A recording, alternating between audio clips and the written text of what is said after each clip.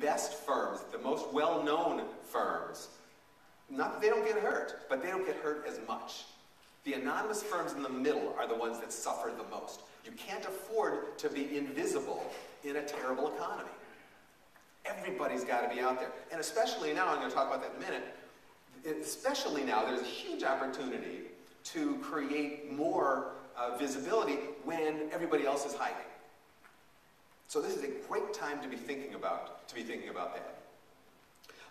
With less work, one thing, I was doing a firm retreat for a 250 lawyer firm, and we had those little keypads. And one of the questions that I asked them is all anonymous. One of the questions that I asked them was, how much of the work that you do could you push down to a lower level lawyer?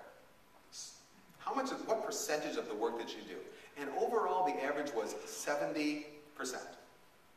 70% of the work that they're doing in their day could be done by somebody more junior. And in this kind of economy, when there's that many fewer hours, the first thing people do is hoard their own work. Now, I'm not going to delegate to associates until I know I'm going to make my numbers. And so those in management have to keep an eye on that, because how is that just allocation of resources? How do you keep the associates busy?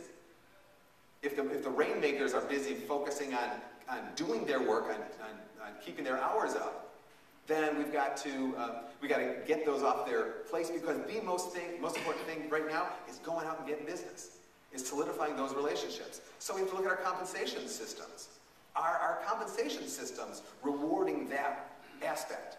This is the time to apportion it slightly differently so that bringing in work, the people who do that get more directly compensated.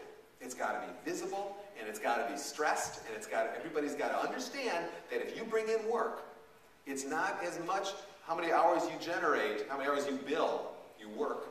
It's more focused on origination. The proportion has to change as the economy changes, and I would suggest that in this economy, disproportionately, you should overpay the rainmakers, because it's so critical.